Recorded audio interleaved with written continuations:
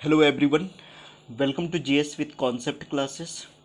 इस क्लास में हम लोग बीपीएससी ऑडिटर मेंस का इकोनॉमिक्स ऑप्शनल पेपर का जो हमारे यहाँ टेस्ट सीरीज चल रहा है, उस टेस्ट सीरीज के टेस्ट नंबर 10 की कॉपी का मूल्यांकन करेंगे, जिसमें सभी क्वेश्चन जो थे कंपलसरी थे।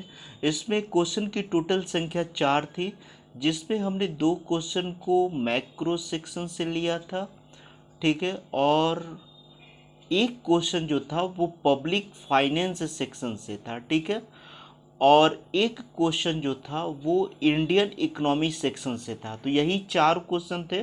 पहले हम लोग चारों क्वेश्चन को समझ लेते हैं। उसके पास जितने भी स्टूडेंट्स की कॉपी आई है, सारे कॉपी का हम मूल्यांकन करेंगे। फर्स्ट में विनियोग फलन से आप क्या समझते हैं, इन्वेस्टमेंट फंक्शन से आप क्या समझते हैं, ये मैक्रो सेक्शन का क्वेश्चन था, ठीक है। सेकंड जो क्वेश्चन था कि प्रगतिशील और अनुपातिक कर में क्या अंतर है, इसके गुण को भी बताना था और इसके अवगुण को भी बताना था। यानी प्रोग्रेसिव टैक्स और प्रोपोर्शनल टैक्स के बीच क्या डिफरेंस है, इसके मेरिट को भी बताना था और इसके डिमेरिट को भी बताना था। तो यहाँ पर मेरिट आप लोग कर लीजिएगा, ठीक है। नेक्स्ट क्वेश्चन है कि मुद्रास्फीति से आप क्या समझते हैं, इसके कारणों की चर्चा करते हुए इसके समाधान के उपाय बताएं। तो ये क्वेश्चन मैक्रो सेक्शन में अगर पूछा जाए तो थोड़ा सा हम लोग उसे ग्राफिकल एनालिसिस करेंगे। अगर इंडियन इकोनॉमी सेक्शन के अंतर्गत पूछा जाए तो जनरल वे में हम लोग इसको एक्सप्लेन कर देंगे कि इसका कारण क्या है और इसका समाधान क्या है। यानी मैक्रो सेक्शन में अगर मुद्रास्फीति से क्वेश्चन पूछा जाए तो उसका लिखने का थोड़ा सा तरीका अलग होता है। इंडियन इकोनॉमी में पूछा जाए तो उसका लिखने का तरीका थोड़ा सा अलग हो जाता है। नेक्स्ट जो क्वेश्चन है, योजना आयोग की जगह पे नीति आयोग की स्थापना क्यों किया गया था। इंडियन गवर्नमेंट जो है योजना आयोग पहले चल रहा था, उसके जगह पे नीति आयोग क्यों लाई, और नीति आयोग के कार्यों का उल्लेख करना था। इसके समक्ष आने वाली प्रमुख चुनौतियां क्या थी, इस चीज़ को लिखना था। और ये चारों क्वेश्चन जो थे इम्पॉर्टेंट थे और इजी भी थे, ठीक है। और जिन्हें भी हमारे पेड ग्रुप में जोड़ना है, आप इस नंबर पे कंसल्ट कर लीजिएगा। पेड ग्रुप से रिलेटेड आपको सारा इन्फॉर्मेशन यहाँ पर मिल जाएगा। फर्स्ट जो कॉपी है ये गौतम की कॉपी है और ये कंटिन्यू टेस्ट दे रहा है। सबसे बड़ी बात है कि ये कंटिन्यू टेस्ट दे रहा है। इधर सब कुछ ठीक है और आप लोग को पता होगा कि मैं सारे कॉपी को मैं पहले चेक कर लेता हूँ, ठीक है, ताकि आप लोग का समय बर्बाद ना हो, ठीक है, और मेरे लिए चेक करना थोड़ा सा इजी हो जाए। इधर सब कुछ ठीक है आपका, और स्वायत्त विनियोग का भी ग्राफ सही है। विनियोग विनियोग की लाभदायता, यानी कोई भी जब हम इन्वेस्टमेंट करते हैं, निवेश करते हैं, तो वो कब प्रॉफिट देता है, तो ये 3 बातों पे डिपेंड करता है। विनियोग में हमने कितना लागत को लगाया और विनियोग की प्रत्याशित आय क्या है। यानी जब हम किसी भी चीज़ में जब विनियोग करते हैं, विनियोग का मतलब क्या हुआ, इन्वेस्टमेंट करते हैं, तो इन्वेस्टमेंट करने के फलस्वरूप उससे कितना प्रत्याशित आय हुआ, यानी एक्सपेक्टेड इनकम कितना हुआ, तो इस पर भी विनियोग का प्रॉफिट डिपेंड करता है और ब्याज की दर पर भी डिपेंड करता है। विनियोग करने के लिए हम कहीं से पैसा तो लेंगे ना, बैंक से पैसा लेंगे, और बैंक तो मुझे पैसा ऐसे देगी नहीं, उसके लिए बैंक ब्याज दर निर्धारित करती है। तो कोई भी बिजनेस में जब हम लोग इन्वेस्टमेंट करते हैं तो उसकी जो लाभदायता है, जिसे हम प्रॉफिटेबिलिटी कहते हैं, ये प्रॉफिटेबिलिटी जो है किस पे डिपेंड करती है, तो ये 3 चीज़ों पे डिपेंड करती है, ठीक है। जिसे नहीं समझ में आएगा वो वीडियो जा करके देख लीजिएगा, मैं इस पर वीडियो बनाया था, ठीक है। केन्स केन्स साहब ने बताया कि विनियोग को निर्धारित करने वाला कारक एमईआई होता है, एमईसी होता है, ब्याज की दर होता है। के कुरिहारा के अकॉर्डिंग ये है, ठीक है। और इधर सारा मैथमेटिकल टर्म है। थोड़ा सा ये सब चीज़ों को थोड़ा सा हो सकता है कि आपको याद करने में परेशानी हो, तो जो मैं विनियोग का जो मैं वीडियो बनाया था ना इन्वेस्टमेंट फंक्शन का, उस इन्वेस्टमेंट फंक्शन के वीडियो को देखिएगा, ठीक है। तो थोड़ा सा आप लोगों का अंडरस्टैंडिंग लेवल और बढ़ेगा। बाकी जो है इधर सब कुछ सही है, ठीक है। यहाँ पर ये वाला टर्म को लिखना है, ठीक है, कि अगर इन्वेस्टमेंट जो है रेट ऑफ इंटरेस्ट से कम हो जाता है, अगर इन्वेस्टमेंट रेट ऑफ इंटरेस्ट से कम हो जाता है तो सीआर जो होता है replacement cost greater than V हो जाता है। वी क्या हो जाता है? मांग वैल्यू। तो इस केस में विनियोग जो है हतोत्साहित हो जाएगा। इस केस में क्या होगा? विनियोग प्रोत्साहित होगा और इसमें निवेशक जो है उदासीन होगा। ओके, ठीक है, थोड़ा सा समझ करके लिखा कीजिए। और इतना अगर आप जितना लिखे हैं गौतम, अगर आप इतना लिखते हैं तो आपका नंबर जो है नंबर आ जाएगा इस वाले क्वेश्चन में, लगभग 70% नंबर आ जाएगा, ठीक है। थोड़ा सा चीज़ें अगर समझ में नहीं आए तो थोड़ा सा रट भी लिया कीजिए, ठीक है। और अगर उससे भी दिक्कत होता है तो फिर जा कर के वीडियो देखिए। प्रगतिशील कर में क्या करना है कि यहाँ पर जो है पहले तो कर को डिफाइन करना है कि कर किसे कहते हैं, तब आप इस चीज़ को लिखिएगा।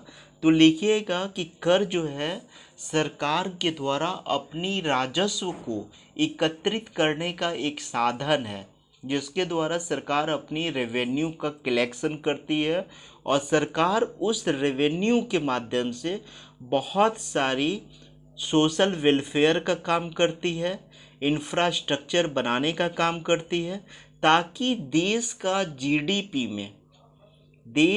जीडीपी का ग्रोथ अच्छे तरीके से हो सके, लोगों की प्रति व्यक्ति आय बढ़ सके, लोगों का लिविंग स्टैंडर्ड हाई हो सके। इसलिए तो सरकार कर लगाती है ना।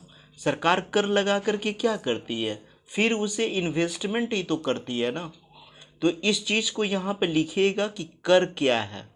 कर सरकार की वह राशि है जिसके द्वारा सरकार अपने राजस्व की पूर्ति करती है और उसका पर्पस होता है प्रशासन को चलाना और सोशल वेलफेयर का काम करना, आधारभूत संरचना का निर्माण करना, ताकि देश का जीडीपी ग्रोथ हो सके, प्रति व्यक्ति आय बढ़ सके, लोगों की जीवन स्तर ऊंचा हो सके। तो उस चीज़ को ऐड कर लीजिएगा और सब लोग ऐड कर लेंगे।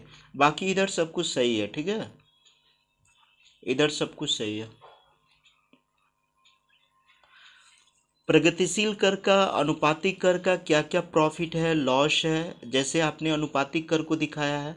अनुपातिक कर में सबका रेट सेम होता है, लेकिन प्रोग्रेसिव में क्या होता है कि अगर यहाँ 5% हुआ तो यहाँ 10%, 15%, 20% हो जाएगा, ठीक है। तो यही दोनों में डिफरेंस होता है और इसे आपने चार्ट के माध्यम से भी ड्रॉ किया है।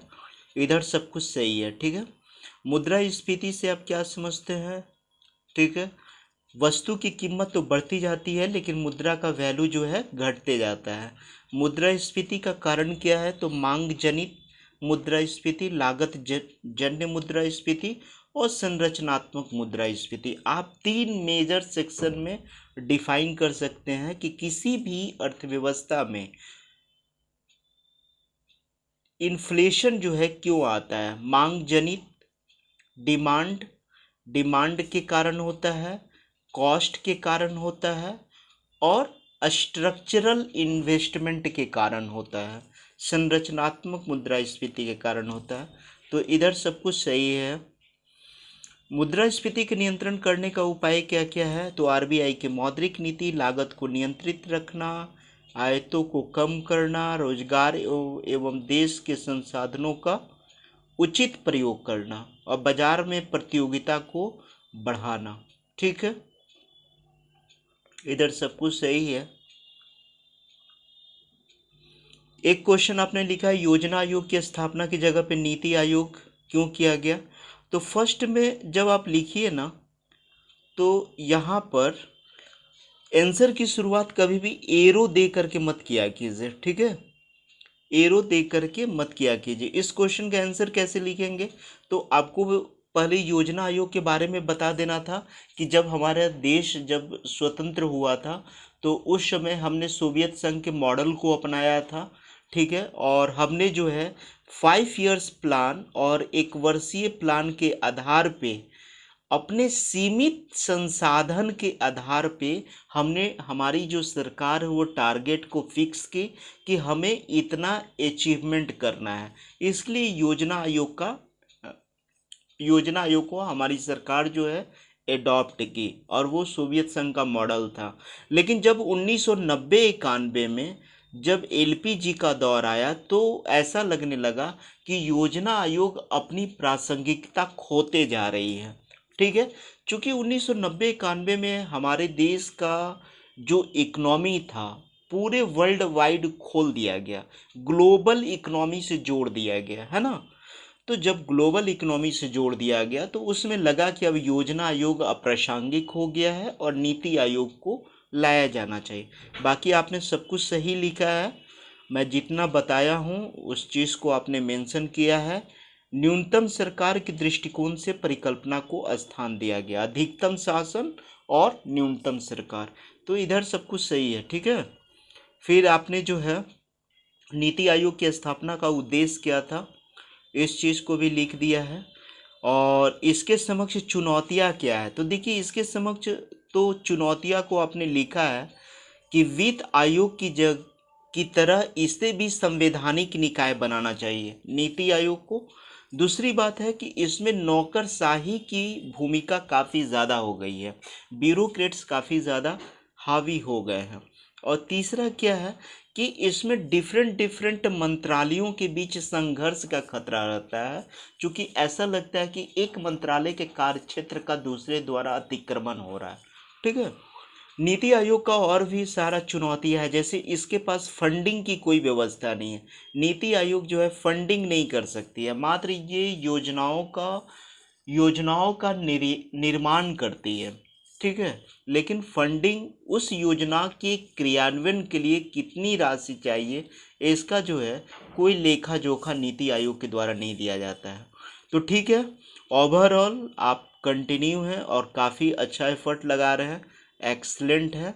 ठीक है, और इसी तरह कंटिन्यू रहिए। ओके, ये जो है रघुवीर कुमार की कॉपी है और ये भी जो है अच्छा लिख रहे हैं, बशर्ते थोड़ा सा समझ करके अगर लिखे होंगे तो अच्छी बात है, और थोड़ा सा अगर समझने में प्रॉब्लम हो तो वीडियो से हेल्प ले लीजिएगा। बाकी आप लिख सही रहे हैं, अगर इस तरीके से लिखेंगे तो निश्चय ही मार्क्स उठेगा। लेकिन अगर टाइम नहीं मिले तो स्वायत्त विनियोग को आप कैसे लिखिएगा। स्वायत्त विनियोग गवर्नमेंट स्टार्ट करती है, जबकि प्रेरित विनियोग कौन करता है, तो प्राइवेट सेक्टर के लोग करते हैं। प्रेरित विनियोग का मकसद प्रॉफिट कमाना होता है, लेकिन स्वायत्त विनियोग का पर्पस जो होता है प्रॉफिट कमाना नहीं होता है, इसका काम होता है सोशल वेलफेयर करना। ठीक है, तो इस चीज़ को आपने लिखा भी है, सामाजिक कल्याण होता है। ये देखिए, इस विनियोग का स्वायत्त विनियोग का उद्देश्य सामाजिक कल्याण होता है। तो इस तरीके से आप सही लिख रहे हैं, लेकिन अगर एग्जामिनेशन हॉल में टाइम की कमी हो तो आप थोड़ा सा शॉर्ट लैंग्वेज लिखिएगा, लेकिन ग्राफ पूरा बनाइएगा। इधर सब सही है कि विनियोग की जो प्रॉफिटेबिलिटी है, लाभदायकता, 3 बातों पे डिपेंड करता है, और इधर जो है थोड़ा सा मैथमेटिकल टर्म है, इस चीज़ को थोड़ा सा ध्यान में रखिएगा कि किसको क्या लिखना है।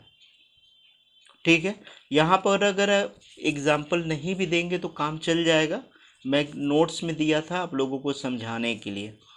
ठीक है, बाकी सब सही है इधर। ठीक है, और लास्ट में क्या है कि अगर सीआर क्या हो गया, सीआर को हम लोग कहते हैं रिप्लेसमेंट ऑफ कैपिटल, प्रतिस्थापन लागत।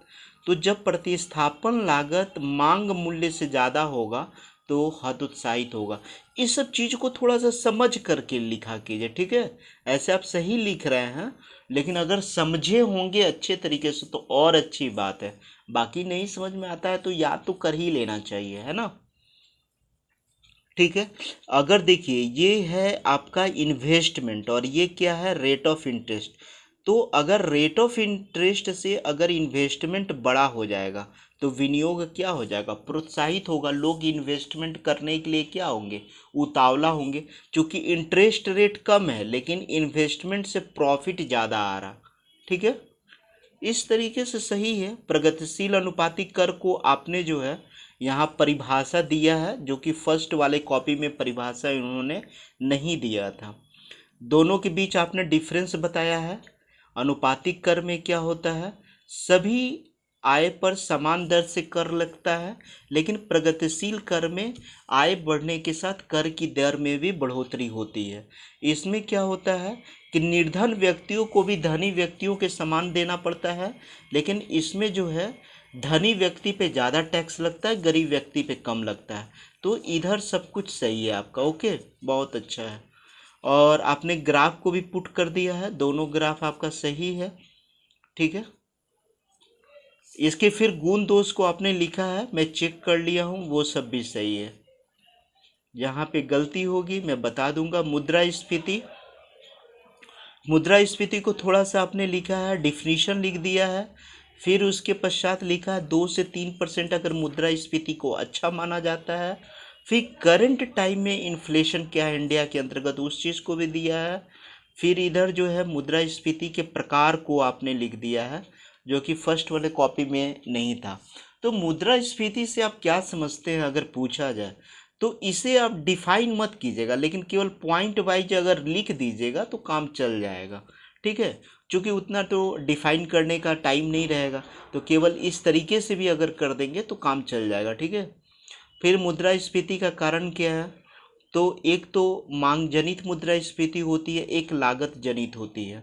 ठीक है, और अगर वर्तमान कंडीशन में अगर देखा जाए प्रेजेंट टाइम में इन्फ्लेशन का कारण क्या था, तो कोविड-19, रूस यूक्रेन युद्ध, यूएस का फेडरल रिजर्व बैंक द्वारा ब्याज दरों में वृद्धि की गई, चीन के द्वारा लॉकडाउन के साथ ट्रेड वार किया गया। तो ये कंटेम्प्ररी इशू है।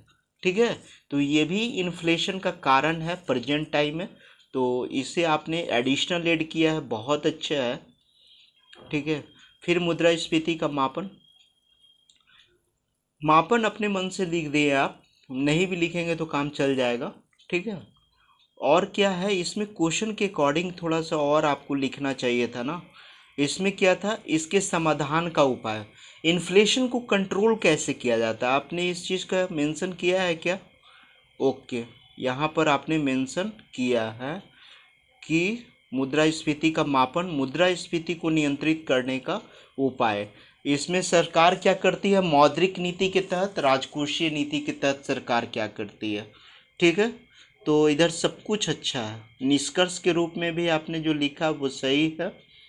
ठीक है, और ये योजना आयोग वाला क्वेश्चन है। ठीक है, इधर सब कुछ सही है। योजना आयोग बदलती हुई परिस्थिति में तालमेल बैठा पाने में क्या थी, असफल थी। ठीक है, क्योंकि उस समय तक 1991 तक एलपीजी आ गया था, उसमें योजना आयोग अप्रासंगिक लगने लगी थी, उसी समय सोवियत संघ का विघटन हो गया था। फिर उसके पश्चात क्या हुआ था कि योजना आयोग जो है राजनीतिज्ञों और अधिकारियों का क्या हो गया था, जमावड़ा बन गया था, और उसमें जो है थिंक टैंक की विशेषज्ञता पर ये खरा नहीं उतरता था। ठीक है, तो ये सब सही है। नीति आयोग का कार्य को भी आपने लिख दिया है कि ये ग्रामीण स्तर पे काम करती है, बॉटम टू टॉप। एक चीज़ आपने लगता है यहाँ पे छोड़ा है, नीति आयोग कैसे काम करती है, बॉटम टू टॉप करती है ना। नीति आयोग कैसे काम करती है, बॉटम टू टॉप अप्रोच पे काम करती है, यानी पहले ग्रामीण स्तर पे हमको योजनाओं को इम्प्लीमेंट सही तरीके से करना है, उसके पश्चात जो है ब्लॉक लेवल पे, फिर डिस्ट्रिक्ट लेवल पे, फिर स्टेट लेवल पे, फिर सेंट्रल लेवल पे। इसी कारण से बॉटम टू टॉप अप्रोच कहा जाता है। नीति आयोग के समक्ष चुनौती क्या है, कार्यों का अतिव्यापन है, समृद्ध राज्यों के पक्ष में रहती है, सांविधिक प्रवृत्ति का अभाव। ठीक है, और क्या है, सक्रिय कार्यवाही योग्य लक्ष्यों का अभाव। मतलब कहने का मतलब है कि अगर कोई इम्प्लीमेंट नहीं कर पाता है, स्टेट गवर्नमेंट नहीं कर पाती है, ब्लॉक नहीं कर पाती है, तो उसके एगेंस्ट में नीति आयोग कार्यवाही नहीं कर पाता है, ठीक है, एक्शन नहीं ले पाता है, कोई कानूनी कार्रवाई नहीं कर पाता है, तो ठीक है, ओवरऑल सब कुछ सही है। बहुत अच्छा, ये सब कॉपी काफ़ी अच्छा है। इतना अगर आप लोग रियल में लिखते हैं एग्जामिनेशन हॉल में तो एक्सलेंट नंबर आएगा। विनियोग फलन, ये हमारे नए स्टूडेंट हैं और इनके कॉपी को मैंने एक बार और भी चेक किया था, सेपरेटली इन्होंने भेजा था। इनके कॉपी में एक चीज़ की कमी है कि थोड़ा सा ज़्यादा शॉर्ट लिखते हैं, बाकी लिखते तो सही है। जैसे इन्होंने लिखा है विनियोग फलन को इन्होंने डिफाइन कर दिया, ये सही है। ये दो प्रकार का होता है, ये भी सही है, प्रेरित विनियोग। और थोड़ा सा इनके कॉपी में हल्का कमी है, मैं बता दे रहा हूँ, इधर सब कुछ सही है। उसके पश्चात जो है इतना से काम नहीं चलेगा। इसके पश्चात आपको क्या करना है, केन्स महोदय के अनुसार लिखना है।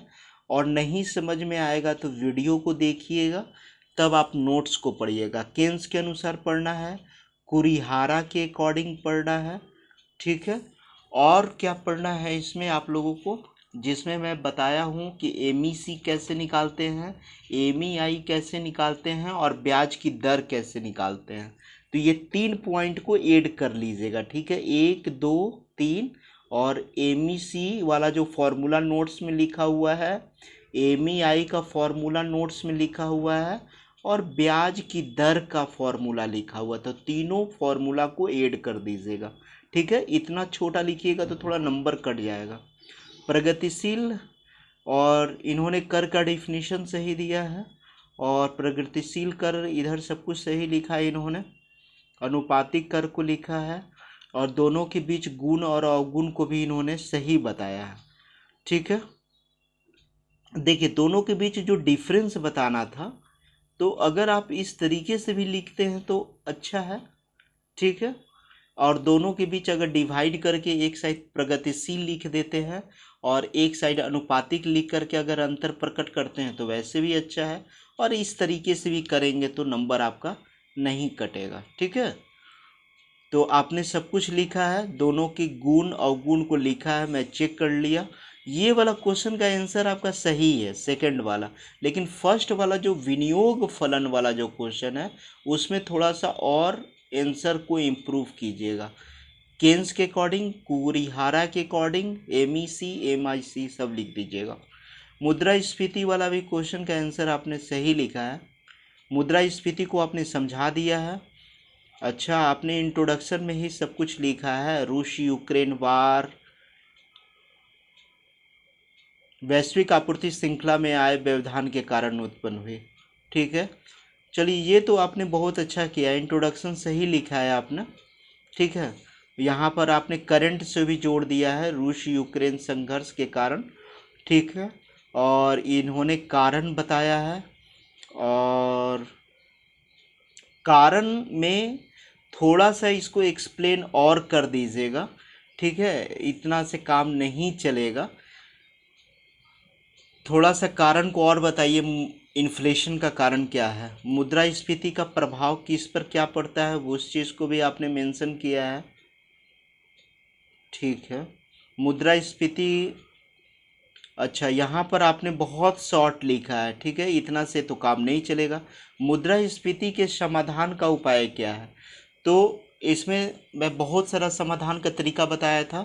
जैसे आरबीआई मॉनेटरी पॉलिसी लागू करती है, सरकार जो है राजकोषीय नीति लागू करती है, तो आपने मॉनेटरी पॉलिसी का केवल चर्चा किया। अच्छा, राजकोषीय नीति का भी चर्चा किया है, लेकिन थोड़ा सा इसको और अच्छे तरीके से लिखना है, ठीक है। तो ये वाला क्वेश्चन भी आपने काफ़ी ज़्यादा शॉर्ट लिख दिया, ऊपर वाला ठीक है, मुद्रास्फीति का क्या क्या प्रभाव पड़ा इधर ठीक है।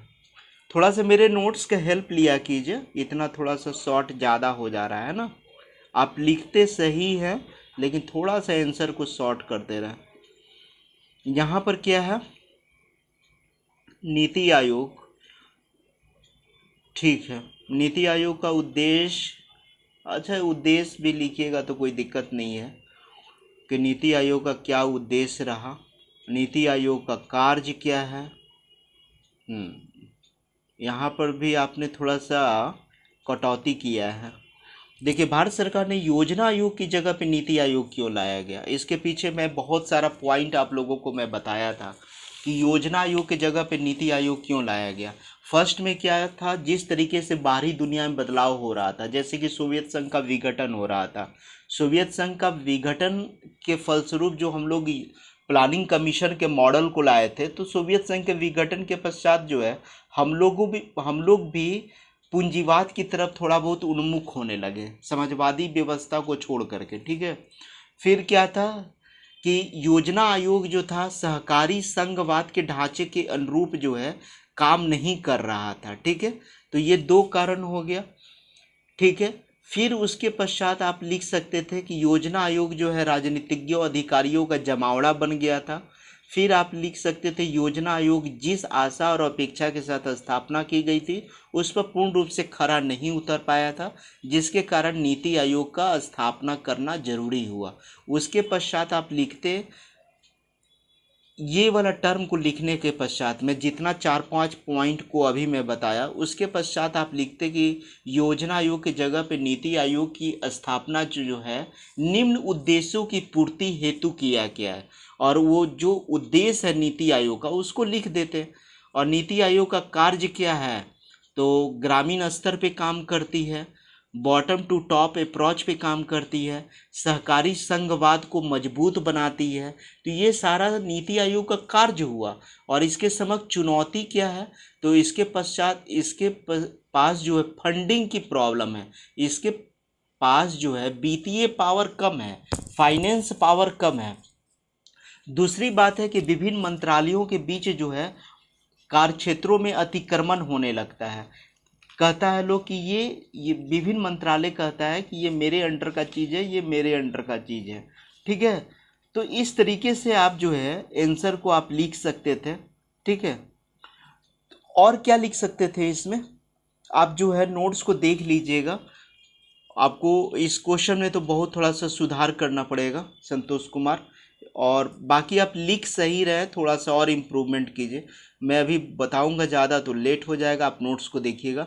ये रंजीत कुमार की कॉपी है और ये भी अच्छे लिखते हैं आंसर। ठीक है, प्रगतिशील कर है, और इधर थोड़ा सा ये ग्राफ इन्होंने ड्रॉ किया है, अनुपातिक कर है। अनुपातिक कर में क्या होता है, ये समानांतर हो जाता है एक्स एक्सिस का। और उसके पश्चात जो है देखिए, प्रगतिशील कर अनुपातिक कर के बीच इन्होंने डिफरेंस बताया है। ये करदान क्षमता के अनुकूल है, ये प्रतिकूल है। लोचशील कर प्रणाली बिलोचदार है। ठीक है, आर्थिक और सामाजिक न्याय के अनुकूल है, लेकिन ये प्रतिकूल है। ये अनुकूल इसलिए है चूंकि अमीरों पे ज़्यादा टैक्स लगाता है, गरीबों पे कम लगाता है। ये प्रतिकूल क्यों है, क्योंकि गरीबों को भी उतना ही टैक्स देना पड़ता है जितना अमीरों को देना पड़ता है ना। आर्थिक असमानता में कमी लाता है, लेकिन ये जो है आर्थिक असमानता में कमी नहीं लाता, ये आर्थिक असमानता में कमी नहीं लाता। तो ओवरऑल जो आपने जो डिफरेंस बताया है बहुत अच्छे तरीके से बताया है। ठीक है, उसके पश्चात जो है इधर गुण दोष तो सबका सही है, किसमें क्या गुण है किसमें क्या कमी है। मुद्रास्फीति को आपने डिफाइन किया है। मुद्रास्फीति बढ़ेगा तो मांग में कमी होगी, उत्पादन में कमी होगी तो बेरोजगारी में वृद्धि होगी और अर्थव्यवस्था सुस्त होगा। ठीक है, तो ये एक सर्कल बन जाएगा। मुद्रास्फीति बढ़ेगी तो मांग में कमी होगी क्योंकि वस्तुओं का प्राइस बढ़ जाएगा। उसके पश्चात जब मांग में कमी होगी तो उत्पादन में कमी होगा, उत्पादन में कमी होगी तो बेरोजगारी बढ़ेगी, बेरोजगारी बढ़ेगी तो अर्थव्यवस्था में क्या आ जाएगा, सुस्ती आ जाएगा। ठीक है, फिर मुद्रास्फीति की वर्तमान स्थिति को भी इन्होंने लिखा है, लिख दिए हैं, काफ़ी अच्छा किए हैं। मुद्रास्फीति का दो कारण होता है, एग्रीगेट डिमांड अगर ग्रेटर देन एग्रीगेट सप्लाई से हो जाता है, यानी जितनी डिमांड है उससे ज़्यादा, जितनी सप्लाई से अगर डिमांड ज़्यादा हो तो उसे मांग जनित मुद्रास्फीति कहेंगे। ठीक है, तो ये आपका aggregate demand is greater than aggregate supply है, जनसंख्या में वृद्धि है, काले धन में वृद्धि है। ठीक है, इधर भी चार्ट सही है। ये सब चार्ट को अगर पेपर फर्स्ट में पूछा जाए तो ड्रॉ कर लीजिएगा। ठीक है, लागत जनित मुद्रास्फीति के कारण क्या है।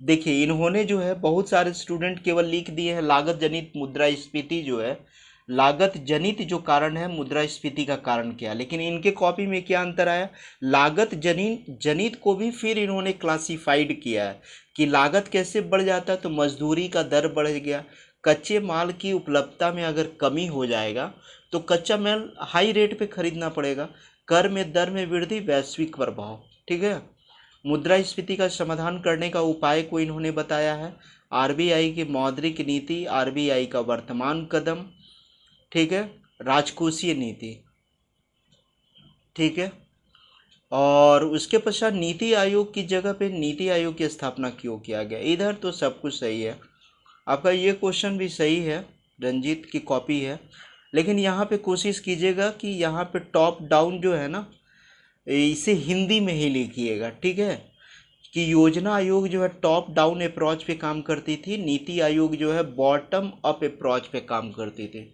तो बॉटम अप ठीक लिखा हुआ, लेकिन इससे थोड़ा सा आप ऐसे हिंदी में लिखिएगा, क्योंकि बीपीएससी ये सब कंसीडर करती है कि हिंदी के बीच में इंग्लिश नहीं होना चाहिए। उसके पश्चात क्या आता है कि धन आवंटन करने का अधिकार वित्त मंत्री के पास होता है। नीति आयोग में धन आवंटित करने का एक अधिकार वित्त मंत्री के पास होता था, जबकि योजना आयोग में मंत्रालयों और राज्य सरकार के बीच धन आवंटन करने की शक्तियां दी गई है। ठीक है ना। ये नीति आयोग में क्या होगा कि नीति आयोग में धन आवंटित करने का एक अधिकार किसके पास है, वित्त मंत्री में नहीं थे, लेकिन योजना आयोग में मंत्रालयों और राज्य सरकारों के बीच में है। इधर सब कुछ सही है। नीति आयोग का गठन किया गया, पदेन अध्यक्ष ये होते हैं। नीति आयोग को इन्होंने एक्सप्लेन किया है। नीति आयोग द्वारा किए गए कार्य, सहकारी संघवाद को प्रोत्साहन देना, ठीक है, और कौन कौन सा सूचकांक जारी करती है नीति आयोग, इन्होंने मेंशन किया है, निर्यात तत्परता सूचकांक, स्वास्थ्य शिक्षा बहुआयामी गरीबी सूचकांक, बॉटम अप अप्रोच पे काम करती है। ठीक है, तो ये सब कुछ सही है। ठीक है, चलिए बहुत अच्छा मेहनत कर रहे हैं ये। विनियोग फलन क्या होता है, फंक्शन होता है। किसका फंक्शन होता है, कैपिटल का, कॉस्ट का, और आरओआई क्या हो गया, इन्वेस्टमेंट फंक्शन जो होता है। इन्वेस्टमेंट किसका फंक्शन होता है, कैपिटल का, कॉस्ट का, रेट ऑफ इंटरेस्ट आरओआई। ठीक है, तो ये तीन चीज़ों का फंक्शन होता है। ओके, विनियोग फंक्शन को इन्होंने बताया है। ठीक है, प्रेरित विनियोग क्या होता है, चलिए ये आपका स्टेटमेंट सही है। ये फंक्शन कैपिटल, कॉस्ट और आरओआई का फंक्शन होता है। विनियोग दो प्रकार का होता है, स्वायत्त विनियोग, इधर सब कुछ सही है। ठीक है, ओके, बहुत मेहनत कर रहे हैं ये, और ये हाँ आपकी चारों आंसर सही है, बहुत एग्जैक्ट चारों आंसर को आपने बहुत बैलेंसिंग तरीके से लिखा है। और ये रामानुज जी की कॉपी है। रामानुज ये भी बहुत अच्छे स्टूडेंट हैं, और थोड़ा सा यहाँ पर विनियोग फलन को थोड़ा सा और स्टाइल में भी लिखा जा सकता था ना, ऐसे लिख सकते थे। विनियोग फंक्शन जो होता है, इन्वेस्टमेंट किसका फंक्शन होता है, किसका फंक्शन होता है, तो रेट ऑफ इंटरेस्ट का होता है, रेट ऑफ इंटरेस्ट का होता है।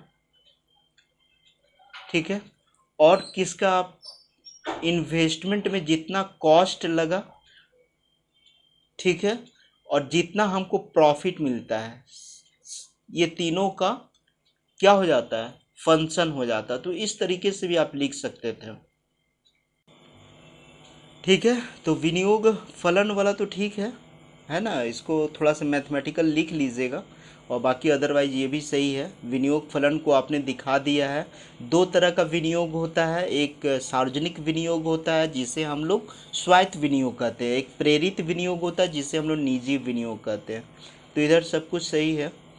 के कुरिहारा के अकॉर्डिंग पूंजी की सीमांत क्षमता, ठीक है, सप्लाई प्राइस, पूर्ति कीमत क्या हुआ, सप्लाई प्राइस हुआ। ठीक है, इंग्लिश वर्ड को समझा कीजिए, ठीक है, नहीं तो थोड़ा सा इकोनॉमिक समझने में दिक्कत हो जाएगा। देखिए यहाँ पे लेफ्ट साइड और राइट साइड दोनों बराबर हो गया, ठीक है, इधर सब कुछ सही है, ठीक है। विनियोग को प्रभावित करने वाले कारक को इन्होंने लिख दिया है, ठीक है, कि आय स्तर, उपभोक्ता, इधर इस तरीके से भी लिखेंगे तो कोई दिक्कत नहीं है। वो इंटरनल फैक्टर था और ये बाह्य कारक है, ठीक है, कि बाह्य कारक इन्वेस्टमेंट जो निवेश होता है वो आविष्कार और नवप्रवर्तन पर डिपेंड करता है, जनसंख्या वृद्धि पर, मौद्रिक राजकोषीय नीति, अंतर्राष्ट्रीय व्यापार और राजनीतिक वातावरण, ठीक है। तो ये भी इन्हीं की कॉपी है। और ये प्रगतिशील अनुपातिक कर, थोड़ा सा यहाँ पे कर को थोड़ा सा डिफाइन कर दीजिएगा, ठीक है। टैक्स किसे कहा जाता है? टैक्स सरकार की राजस्व प्राप्ति का एक साधन है जिसके द्वारा सरकार अपनी जो राजस्व की आपूर्ति करती है, जिसके द्वारा सरकार जो है सोशल वेलफेयर का काम और आधारभूत संरचनाओं के निर्माण का काम करती है, जिससे देश की जीडीपी का ग्रोथ होता है, जिससे लोगों की प्रति व्यक्ति आय, सामाजिक जीवन स्तर का स्टैंडर्ड जो है जीवन स्तर ऊंचा होता है। तो इस तरीके से आप लिख दीजिएगा, थोड़ा सा कर को डिफाइन कर दीजिएगा, उसके बाद यहाँ पर आ जाइएगा, ठीक है। बाकी चार्ट वगैरह जो भी आप लोग बना रहे हैं ये सब कुछ सही है। इसी तरीके से एग्जामिनेशन हॉल में भी लिखना है। और एक चार्ट आपका जो है प्रोपोर्शनल टैक्स होता है, जो कि हमेशा जो है एक्स एक्सिस के क्या होता है, समानांतर होता है, ठीक है। और यहाँ पर राशि जो होती है, यहाँ पर अमाउंट बढ़ता है लेकिन राशि जो है वो हमेशा कांस्टेंट होता है। तो इसी तरीके से लिखना है एग्जामिनेशन में, ठीक है। बाकी ठीक है।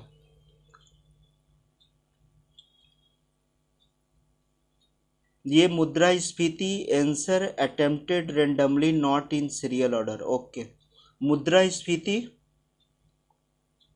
मांग जनित, और इन्होंने इस तरीके से डिफाइन किया है, लेकिन थोड़ा सा मुद्रास्फीति को और अच्छे तरीके से डिफाइन करना चाहिए था। मुद्रास्फीति में क्या होता है, मुद्रा का मूल्य गिर जाता है, दूसरे शब्दों में भी आपने बताया। और आरबीआई की मॉनेटरी पॉलिसी के अनुसार मुद्रास्फीति 2% से 6% के बीच होना चाहिए भारत जैसे देश में, लेकिन विकसित देशों में 2 से 3% के बीच जो है ये माना जाता है कि इतना परसेंट अगर विकसित देशों में रहे, डेवलप्ड कंट्री में, तो ठीक है, ठीक है। और मुद्रास्फीति का कारण में अगर आप लिखे हैं 2 कारण, और एक चीज़ और है कि आपने तो कारण लिखा मांग जनित और लागत जनित, और जो अभी समकालीन जो मुद्रास्फीति का कारण है, ठीक है, समकालीन का मतलब क्या हुआ, कंटेम्प्ररी है। जैसे कि कोविड-19 के कारण भी इन्फ्लेशन की स्थिति आया, ठीक है, उसमें वस्तुओं का उत्पादन काफ़ी घट गया था कोविड-19 पीरियड में, और वस्तुओं का उत्पादन नहीं होने के कारण मार्केट में उन वस्तुओं का शॉर्टेज हो गया और वस्तु का दाम बढ़ने लगा था। तो एक कारण आप ये लिख सकते हैं। दूसरा कारण आप जो है रूस यूक्रेन वार को आप जोड़ करके लिख सकते हैं, क्योंकि यूक्रेन से भी हम काफ़ी ज़्यादा जो है सामान को इंपोर्ट करते हैं, रसिया से भी करते हैं, तो रसिया यूक्रेन वार का भी इफेक्ट पड़ा। और भी आप रीजन ले देख सकते हैं, ठीक है, जैसे कि आप ट्रेड वार चला था, ठीक है, अमेरिका और चाइना के बीच ट्रेड वार चला था, तो उसका भी इफेक्ट हमारे इंडियन इकोनॉमी पे पड़ा, उस चीज़ को भी मेंशन आप कर सकते हैं, ठीक है। फिर आप भारत श्रीलंका, अभी श्रीलंका में जो इन्फ्लेशन का कंडीशन है उसका भी थोड़ा बहुत इम्पैक्ट हमारे कंट्री पे पड़ेगा। तो ये आप कंटेम्प्ररी इशू में इसे आप मेंशन कर सकते हैं, और ये हमारे नोट्स से हेल्प ले लीजिएगा, वहाँ पर मैं कंटेम्प्ररी इशू पर मैं जो है मैं चर्चा किया हूँ, ठीक है। मुद्रास्फीति के समाधान के उत्पाद में क्या है, मौद्रिक नीति, राजकोषीय नीति, उत्पादन में वृद्धि, सही है। और इधर सब कुछ सही है आपका, ठीक है। नीति आयोग का गठन निम्न आवश्यकता के कारण हुआ, ओके। नीति आयोग का गठन आवश्यकता निम्न कारण से हुआ, साम्यवाद, ठीक है, बहुत अच्छा। 4-5 पॉइंट को इन्होंने लिखा है कि योजना आयोग कैसे अप्रासंगिक हो गया था, तब नीति आयोग का स्थापना किया गया, तो इन्होंने लिखा है संतुलित और समावेशी विकास को सुनिश्चित कर पाया था। तो ये इनका 5वां पॉइंट है, ठीक है। तो ये 5 पॉइंट इसमें मेंशन इन्होंने किया है कि योजना आयोग की जगह पे नीति आयोग क्यों लाया गया, नीति आयोग का कार्य क्या क्या है। तो सलाहकारी थिंक टैंक के रूप में, सहकारी संघवाद के रूप में, एक संघीय गवर्निंग काउंसिल के रूप में होता है, बॉटम अप अप्रोच, इसको हिंदी में ही लिखिएगा बॉटम अप अप्रोच, ठीक है। इंग्लिश वर्ड एग्जामिनेशन हॉल में हिंदी इंग्लिश नहीं चलता है, ठीक है। नीति आयोग के समक्ष चुनौतियां क्या क्या है, क्षेत्रीय विविधता है, गवर्निंग काउंसिल में सभी राज्य के मुख्यमंत्रियों के साथ किसी भी मुद्दे पे तालमेल बैठाना जो है मुश्किल हो जाता है, गवर्निंग काउंसिल जो बुलाया जाता है, तो ये इसकी समक्ष की चैलेंजिंग है। राजनीति से प्रेरित होना, ठीक है, पॉलिटिकल जिसका सरकार रहता है उसका भी कुछ कुछ दबदबा रहता है, राज्यों के बीच मतभेद भी रहता है ना, भेदभाव भी रहता है।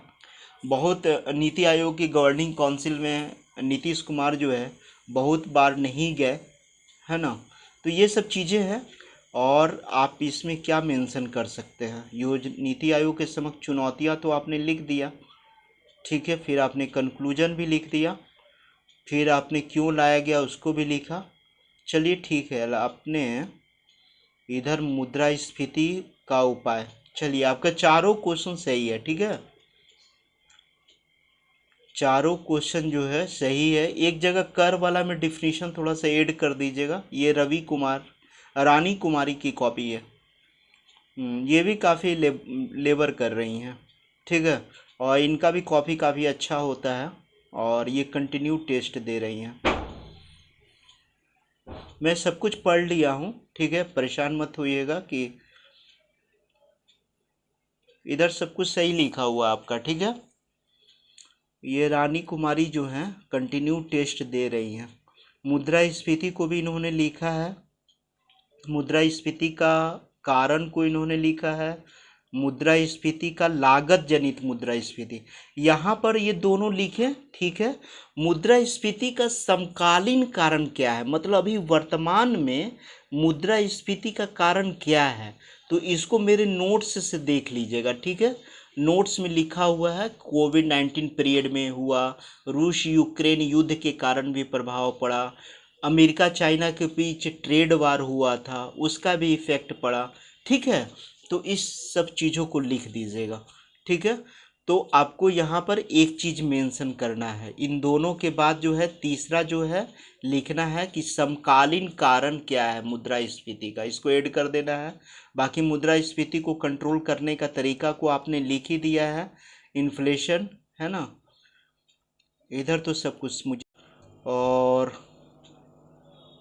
योजना आयोग की जगह पे नीति आयोग क्यों लाया गया, नीति आयोग का कार्य, इनके समक्ष आने वाली चुनौतियाँ, लगता है यहाँ पे थोड़ा सा कमी है आपका, नीति आयोग का कार्य को आपने लिखा, ठीक है।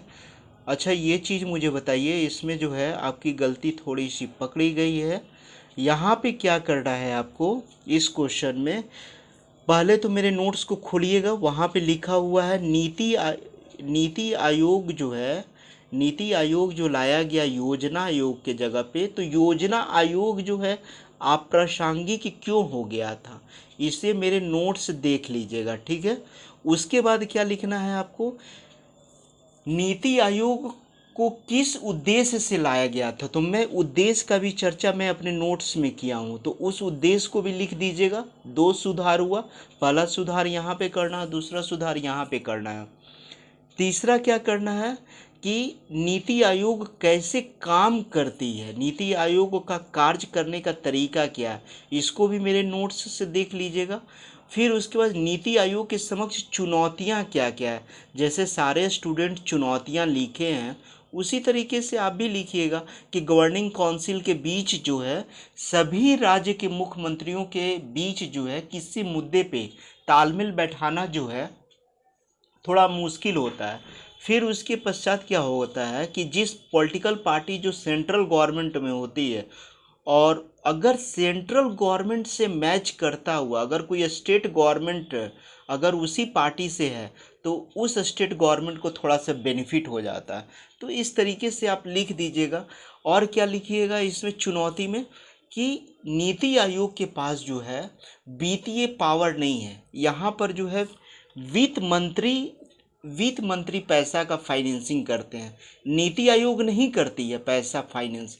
मतलब नीति आयोग का काम केवल योजनाओं का निर्माण करना, योजनाओं में जो लागत लगेगी उसको जो है सरकार जो है ये किसके माध्यम से करेगी, तो वित्त मंत्री उसका फंडिंग करेंगे। तो इस तरीके से आप लिख लीजिएगा, ठीक है। तो यहाँ पर सुधार कर लीजिएगा। मुद्रास्फीति का कारण वाला क्वेश्चन में तो देख लेते हैं।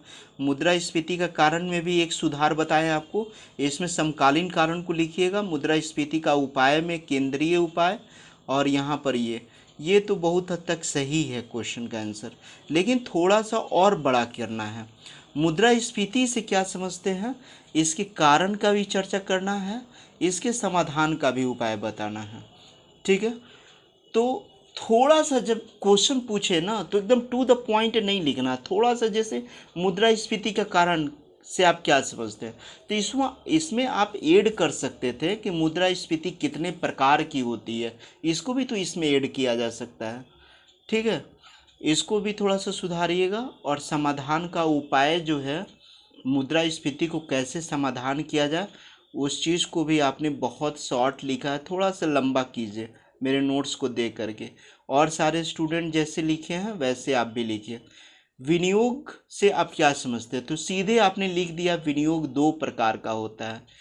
विनियोग का मतलब को पहले समझाना है कि विनियोग क्या होता है, इन्वेस्टमेंट क्या होता है।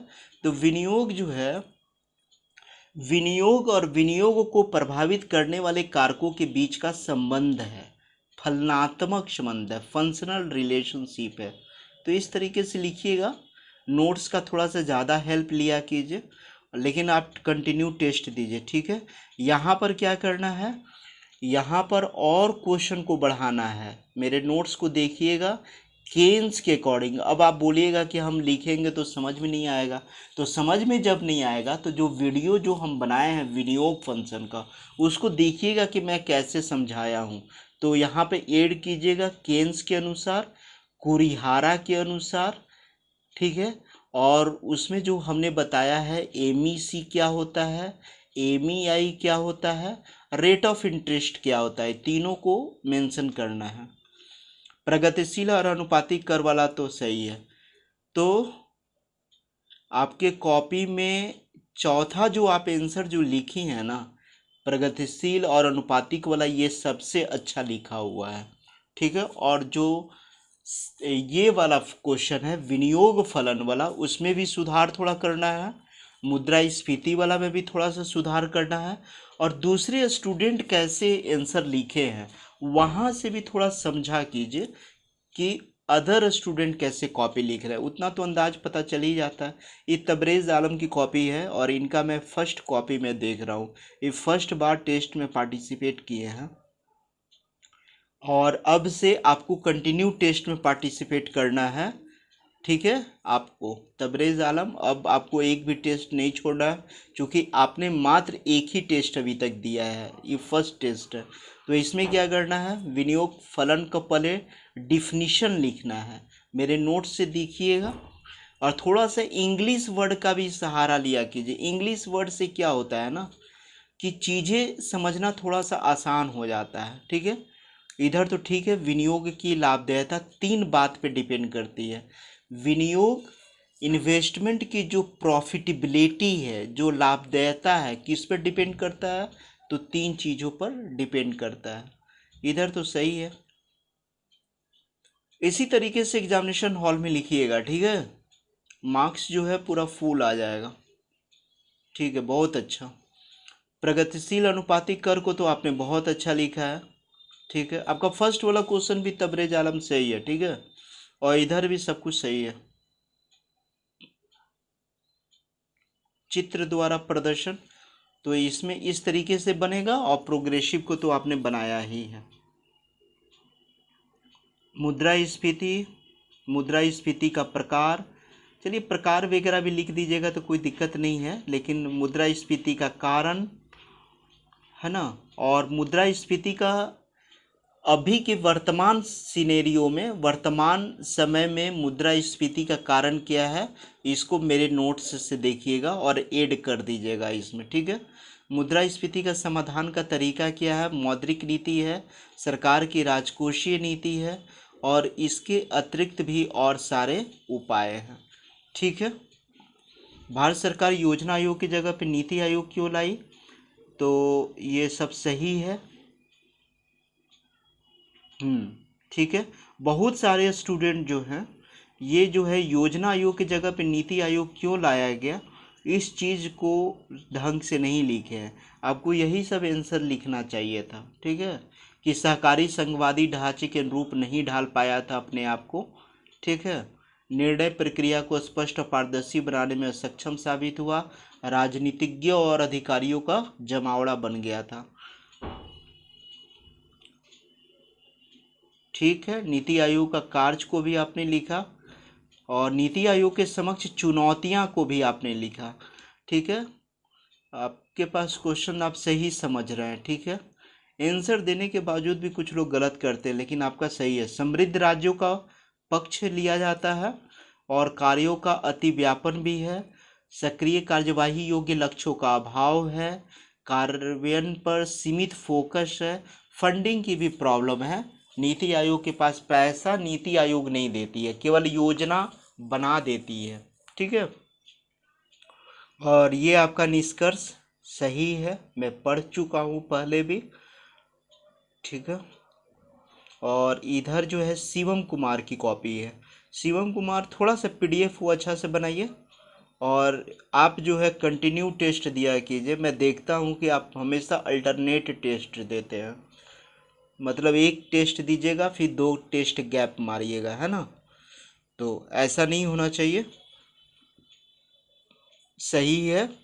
देखिए, लिखने से क्या होता है ना, टेस्ट देने से क्या होता है कि वो शब्द जो है, वो वर्ड जो है, वो आपके दिमाग में, कॉन्शियस माइंड में, सबकॉन्शियस माइंड में बैठता है। आप केवल वीडियो को देख करके, दूसरे की कॉपी को देख करके आप बहुत कुछ नहीं समझ सकते हैं। अब आप इतना मेहनत जो इस टेस्ट में किए हैं, तो आपके दिमाग में ये सारी चीज़ें होगी कि मैं क्या लिखा हूँ, ठीक है। और जब दूसरी तीसरी बार पढ़ेंगे तो और अच्छा हो जाएगा। देखिए, बिल्कुल सही है, लेकिन यहाँ पर आपने क्या, और सारे स्टूडेंट इतना ही लिख करके छोड़ दिए हैं? यहाँ पे तो थोड़ा सा आप डंडी मारे हैं। और सारे स्टूडेंट की कॉपी को देखिएगा तो के कुरिहारा भी लिखे, और जो मैं 3 मैथमेटिकल फार्मूला बताया हूँ यहाँ पे, 3 गणितीय रूप से, उसे थोड़ा सा समझिए, ठीक है, कि ये फॉर्मूला में कैसे लिखा गया है। नहीं समझ में आता है तो थोड़ा सा याद कर लीजिए, ठीक है। उसके बाद भी नहीं समझ में आता है तो जो वीडियो मैं बनाया हूँ, उस वीडियो को थोड़ा सा देख करके समझिए। लेकिन इतना शॉर्ट आंसर काम नहीं चलेगा। आप खुद देखिए कि दूसरे स्टूडेंट क्या यहीं तक लिखे हैं या और लिखे हैं। अगर अभी तक मैंने जितने भी कॉपी दी देखा है, उसमें से लगभग 70% स्टूडेंट जो है इसके बाद और लिखे हैं, लेकिन आपने छोड़ दिया है, तो आपकी तो मार्क्स कम आ जाएगा बीपीएससी के अकॉर्डिंग। तो यही तो कंपटीशन है ना, तो इस कंपटीशन को समझिए। इधर सब कुछ सही है।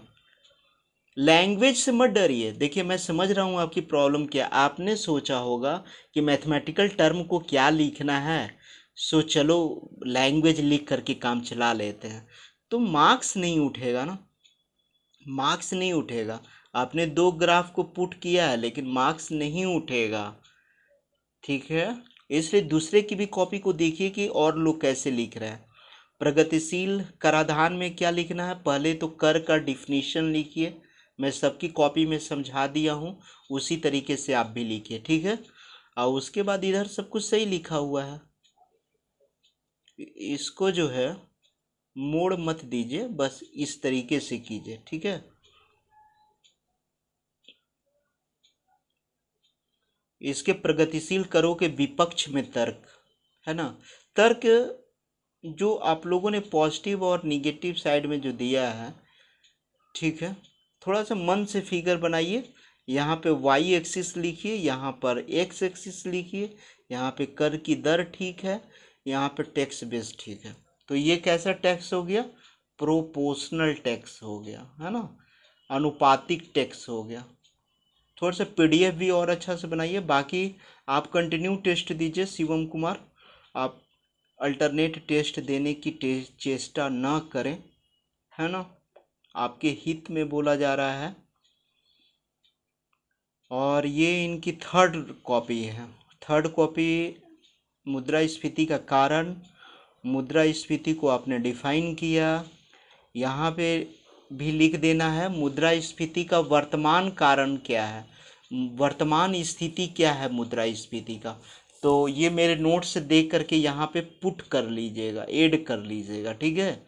मुद्रास्फीति को कम करने का उपाय, ठीक है, यहाँ पर आपने लिखा है रिजर्व बैंक के उपकरण के द्वारा और सरकार की नीतियाँ हैं, ठीक है। राजकोषीय, सरकार की नीतियाँ नहीं लिखिए, सरकार की राजकोषीय नीति लिखिए तो और अच्छा होगा, है ना, राजकोषीय नीति।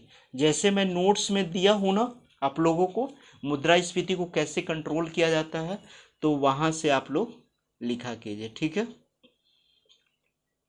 बाकी इधर सब कुछ सही है। ये जो है योजना आयोग जो है क्यों अप्रासंगिक हो गया था, योजना आयोग की असफलता हो गया था, ठीक है। यो नीति आयोग की उपलब्धियां, नीति आयोग की चुनौतियां। अच्छा, थोड़ा सा यहाँ पर भी सुधार कर लीजिए। ये तो इंट्रोडक्शन आपने लिखा है कि यूएसएसआर का जब विघटन हो गया था तब हम आज़ादी के बाद पंचवर्षीय योजना और एक वर्षीय योजना लाएं, ठीक है। और जिसमें ये सब तो ठीक है, ठीक है। योजना आयोग की असफलता, इसमें बदलाव की गति धीमी रही, यह कम क्षमता वाले लोगों का समूह बन गया था, तो ये सब कारणों से किया गया था। नीति आयोग की उपलब्धि, यहाँ पर एक चीज़ और भी लिख दीजिएगा, यहाँ तक तो ठीक है, ठीक है। ये 5 गो पॉइंट को आपने लिखा है। इसके पश्चात लिखिएगा कि निम्न उद्देश्यों की पूर्ति करने हेतु नीति आयोग की स्थापना की गई। तो निम्न उद्देश्य क्या था, मैंने 5-6 उद्देश्य बताया है। सहकारी संघवाद को मजबूत करना, राज्यों केंद्रों के बीच जो है जो मतभेद की स्थिति उत्पन्न होती थी उसको दूर करना, ठीक है। और क्या होता है, योजनाओं और नीतियों का जो क्रियान्वयन है वो जमीनी स्तर तक हो सके, इसके लिए भी नीति आयोग को लाया गया था। तो नीति आयोग का लाने का उद्देश्य क्या था, यहाँ पे मैं 5-6 पॉइंट में नोट्स में लिखा हूँ, यहाँ पर आप ऐड कर दीजिएगा, ठीक है। यहाँ पर आप ऐड कर लीजिएगा और लिखिएगा इन उद्देश्यों की पूर्ति हेतु ही नीति आयोग की स्थापना की गई। फिर नीति आयोग की उपलब्धि भी आपने लिखा है, नीति आयोग की चुनौतियाँ में क्या क्या आपने लिख दिया। इसके वजह से सरकार के निर्देशन पर सिर्फ सरकारी योजनाओं का क्रियान्वयन बनकर रह गया, ठीक है। योजना आयोग की अपेक्षा सदस्यों की संख्या अधिक होने के कारण आपसी मतभेद भी रहता है। अत्यधिक विस्तृत लक्ष्य होने के कारण इसके कार्यों में दीर्घकाल में दिशाहीनता प्रतीत होती है। इसमें 2-3 पॉइंट और लिखिए। नीति आयोग के समक्ष चुनौती में क्या है, इसके पास वित्तीय समस्या है, क्योंकि वित्तीय अधिकार इसको नहीं दिया गया है, ठीक है। अच्छा, और क्या इसके पास चुनौतियां हैं, तो जो नौकरशाह हैं जिसे आप ब्यूरोक्रेट्स कहते हैं उनका भी जमावड़ा बन गया है। अच्छा, तीसरा और चुनौती क्या है, नीति आयोग पे जो सेंट्रल गवर्नमेंट जो होती है वो उसका कुछ ज़्यादा दबदबा रहता है और सेंट्रल गवर्नमेंट का कोशिश होता है कि जिस स्टेट में हमारी सरकार है उस स्टेट को ज़्यादा बेनिफिट दिया जाए। तो ये सब थोड़ा सा है, चैलेंजिंग है, जिसको दूर करने की ज़रूरत है। आप नोट्स से इसको देख लीजिएगा। और बाकी जो है आप शिवम कुमार बहुत मेहनत कर रहे हैं और आप कंटिन्यू कीजिए, ठीक है। इम्प्रूवमेंट होगा और बहुत हो गया है। ये रवि कुमार की कॉपी है। अच्छा, आप लोग ये मत समझिएगा कि जिसकी कॉपी लास्ट में रखी गई है ना, उसका कॉपी ख़राब है, ठीक है। और ये रवि कुमार की कॉपी है, मैं इसलिए बोल दिया कि ये भी बहुत अच्छे लिखे हैं, लेकिन किसी का ना किसी का कॉपी तो लास्ट में आएगा ही, है ना। तो इनकी कॉपी बहुत अच्छी है, लेकिन यहाँ पर इन्होंने जो है थोड़ा सा कमी है। यहाँ पर इनके कॉपी में एक चीज़ की कमी रहता है, मुझे थोड़ा सा देखिए, मैं बता रहा हूँ, ध्यान से सुनिए मैं क्या कहना चाह रहा हूँ। ये सब चीज़ों को एक्सप्लेन करना है मेरे नोट्स से। अगर नोट्स को पढ़ने के बावजूद भी, पढ़ना कैसे है, तो हिंदी भी पढ़ना है और उसका इंग्लिश वर्ड भी पढ़ना है। जो कुछ इंग्लिश से क्लियर होगा, कुछ हिंदी से क्लियर होगा। उसके बाद थोड़ा सा वीडियो को थोड़ा सा धीमे कर करके सुनना है कि वीडियो में जब हम इन्वेस्टमेंट फंक्शन पढ़ा रहे थे तो कैसे बताए हैं। इतना कुछ होने के बावजूद भी अगर ना नहीं समझ में आए, मतलब फिर भी 50-60% तो समझ में आ ही जाना चाहिए। तो उसके बाद कुछ चीज़ों को रट भी लीजिए, रट करके लिख ही तो देना है ना। अगर इतना करने के बावजूद भी थोड़ा बहुत समझ में नहीं आए तो रट लीजिए, लेकिन क्वेश्चन अधूरा मत लिखिए। अभी आप देखिएगा कि बहुत सारे स्टूडेंट जो है इसके बाद और भी चीज़ें लिखे हैं, तो आपकी भी कॉपी उन्हीं लोग के बीच चेक होगी, तो और सब जो लिखे हैं उनकी तुलना में तो आपको नंबर कम मिल जाएगा। हालांकि जो है इधर आप सब कुछ सही लिखे हैं, ठीक है, परेशान नहीं होना है, नहीं हतोत्साहित होना है। इधर भी आप सही लिखे हैं, केवल थोड़ा सा इसको बड़ा कर लीजिएगा। इधर ये वाला तो क्वेश्चन का आंसर आप बहुत अच्छा लिखे हैं, कोई दिक्कत नहीं है। यहाँ पे क्या करना है, थोड़ा सा कर के डिफिनीशन को लिख दीजिएगा, उसके बाद यहाँ से शुरुआत कीजिएगा। कर किसे कहते हैं, ठीक है, सबकी कॉपी में बताया हूँ।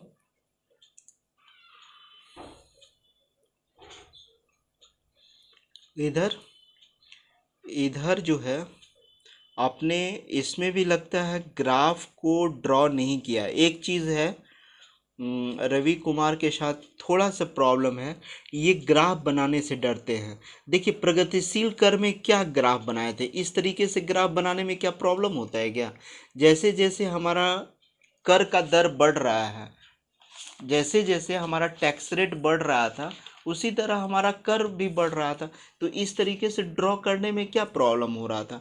इधर आप जो है, मैं थोड़ा सा ढंग से बना देता हूँ, मेरे नोट्स में आप देखिएगा। तो मान लीजिए कि एक्स एक्सिस वाई एक्सिस हुआ, ये एक्स एक्सिस वाई एक्सिस हुआ, इसको इस तरीके से कर देंगे। ये हमारा टैक्स बेस हो गया और ये क्या हो गया, टैक्स रेट हो गया, ठीक है। तो जो आपने यहाँ पर जो चार्ट भी आपने नहीं बनाया ना, नहीं, आप जो है यहाँ पर सुधार कीजिए, ठीक है, ऐसे काम नहीं चलेगा। मेरे नोट्स को देखिएगा, मैं इस पर एक चार्ट बनाया हूँ और उसी चार्ट के आधार पर मैं एक ग्राफ बनाया हूँ। तो दोनों चार्ट को आप यूज कीजिएगा, दोनों ग्राफ को बनाइएगा। ऐसे ये भी आंसर सही है, लेकिन मेरे चार्ट को बनाइए, चूँकि मेरे वाला जो आंसर है, हमने जो आंसर आपको दिया है उसमें दो ग्राफ को मैं ड्रॉ किया हूँ, इस तरीके से प्रोपोर्शनल वाला और इस तरीके से प्रोग्रेसिव वाला और इस तरीके से प्रोपोर्शनल वाला। तो जैसे एग्जामिनर दो ग्राफ देखेगा तो ज़्यादा नंबर देगा ना। तो जैसे और स्टूडेंट किए हैं आपको भी करना चाहिए। मुद्रास्फीति के दो कारण, मुद्रास्फीति का वर्तमान कारण लिखिएगा कि वर्तमान में मुद्रास्फीति की क्या स्थिति है, इस चीज़ को भी थोड़ा सा मेंशन कर दीजिएगा, ठीक है। मुद्रास्फीति को नियंत्रित करने का उपाय, इसके कारण, ठीक है।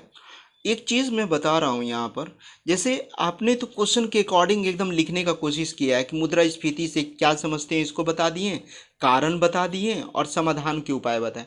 लेकिन कभी कभी क्वेश्चन को जब लॉन्ग क्वेश्चन पूछा जाए तो मुद्रास्फीति से क्या समझते हैं, मैं केवल मुद्रास्फीति से क्या समझते हैं इसी चीज़ को नहीं लिखेंगे, वहाँ पे थोड़ा सा लिख दीजिए कि मुद्रास्फीति के इतने प्रकार होते हैं। तो ये भी तो मुद्रास्फीति से आप क्या समझते हैं उसी के अंडर में आएगा ना।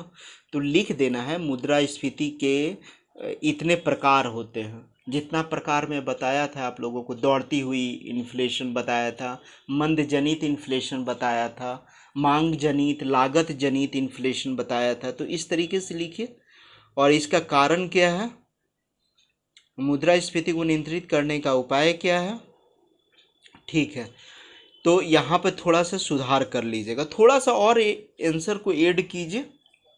ऐड क्या करना है, मुद्रास्फीति का डिफिनीशन को आपने लिख दिया, मुद्रास्फीति की वर्तमान स्थिति को लिख दीजिएगा और डिफिनीशन को जब लिखिएगा ना तो वहीं पे लिख दीजिएगा मुद्रास्फीति का प्रकार, शॉर्ट फॉर्म में लिख देना है। तो जो मुद्रास्फीति का प्रकार होगा वो भी मुद्रास्फीति से क्या समझते हैं के अंतर्गत ही आएगा। तो वर्तमान स्थिति को लिख दीजिएगा, फिर मुद्रास्फीति का कारण को थोड़ा सा लिख दीजिएगा, मुद्रास्फीति का समाधान कैसे किया जाए। तो समाधान में मौद्रिक नीति, राजकोषीय नीति और कुछ अन्य उपाय, तो हो जाएगा, कंप्लीट हो जाएगा। चलिए, अप्रासंगिक हो गया था योजना आयोग, इसलिए योजना आयोग की जगह पे नीति आयोग लाया गया था। ठीक है, ये आपने कितना पॉइंट लिखा, 5 पॉइंट को लिखा। ठीक है, फिर नीति आयोग का संरचना को भी आपने लिख दिया। ठीक है, इसको ग्राफिकली सही है। ठीक है, इस तरीके से भी लिखेंगे, हालांकि क्वेश्चन में डायरेक्ट पूछा नहीं गया, लेकिन लिख भी देंगे तो कोई दिक्कत नहीं है। नीति आयोग का उद्देश्य, यहाँ पे आपने क्यों क्या लिखा कि क्यों अप्रासंगिक हो गया था, तो नीति आयोग को लाया गया था, ये तो सही हो गया। नीति आयोग का संरचना, ठीक है, नीति आयोग का उद्देश्य, नीति आयोग के समक्ष चुनौतियां, निष्कर्ष, तो ये वाला क्वेश्चन का आंसर सही है। बाकी क्या करना है, दूसरे स्टूडेंट्स की भी कॉपी से देखना है कि अदर स्टूडेंट्स कैसे लिख रहे हैं। बाकी रवि कुमार जो है कंटिन्यू टेस्ट दे रहे हैं और इम्प्रूवमेंट होगा। मैं जितना चीज़ बोलता हूँ आपको उतना चीज़ कीजिए, बार बार लिखिए, वो चीज़ याद हो जाएगा। गणितीय टर्म से मत बचिए आप, और ग्राफ से मत बचिए। ठीक है, गणितीय और ग्राफ टर्म का यूज कीजिएगा तो मार्क्स उठेगा। लेकिन एक चीज़ है कि आप जो है इंडियन इकोनॉमी का आंसर सही लिखते हैं। ठीक है, थोड़ा सा माइक्रो में ख़राब लिखते हैं, लेकिन इंडियन इकोनॉमी का आप आंसर सही लिखते हैं। ठीक है, सुधार होगा। Thank you very much.